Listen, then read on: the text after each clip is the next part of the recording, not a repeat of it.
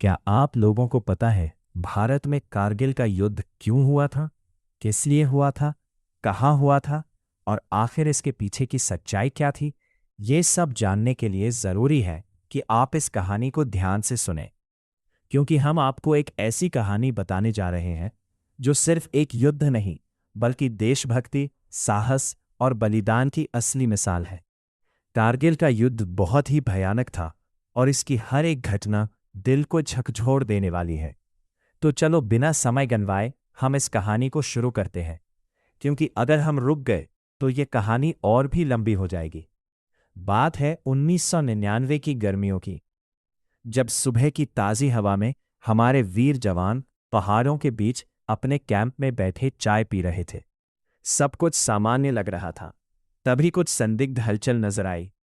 शुरुआत में लगा कि ये सामान्य घुसपैठ हो सकती है, लेकिन किसी को यह अंदाजा नहीं था कि ये एक बहुत बड़ी साजिश की शुरुआत है। दरअसल लद्दाख के कारगिल सेक्टर की ऊंची बर्फीली पहाड़ियों पर दुश्मन पहले ही चुपचाप अपनी पकड़ बना चुका था। उन्होंने खुद को इस तरह छुपाया था कि नीचे से उन्हें देख पाना लगभग नामुमकिन था।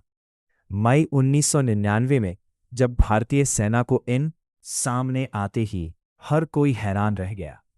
ये सिर्फ आतंकवादी नहीं थे, बल्कि पाकिस्तान के प्रशिक्षित सैनिक थे, जिन्होंने लाइन ऑफ कंट्रोल पार करके भारतीय जमीन पर कब्जा कर लिया था। उनका मकसद बहुत साफ था। वे भारत की सप्लाई लाइन को काटना चाहते थे, ताकि लद्दाख का संपर्क देश के बाकी हिस्सों से टूट जाए। अगर ऐसा हो जाता तो हालात बेहद खतरनाक हो सकते थे। लेकिन भारत चुप बैठने वाला नहीं था, और यहीं से शुरू हुआ ऑपरेशन विजय, जो सिर्फ एक सैन्य कार्रवाई नहीं, बल्कि देश की इज्जत और सम्मान की लड़ाई बन गया। भारतीय सैनिकों के सामने सबसे बड़ी चुनौती ये थी कि उन्हें सीधी चढ़ाई करते हुए उन दुश्मनों का सामना करना था जो पहले से ही ऊंचाई पर बैठे थे। यानी हर कदम पर खतरा और हर पल मौत का साया। दुश्मन ऊपर से गोलियां बरसा रहा था और हमारे जवान नीचे से चढ़ते हुए जवाब दे रहे थे। ऐसी परिस्थिति में लड़ाई लड़ना किसी असंभव काम से कम नहीं था। लेकिन भारतीय सैनिकों के हौसले इतने मजबूत थे कि उन्होंने हार मानने के बारे में सोचा तक नहीं। हर सैनिक के दिल में सिर्फ एक ही जज्बा था, देश पहले।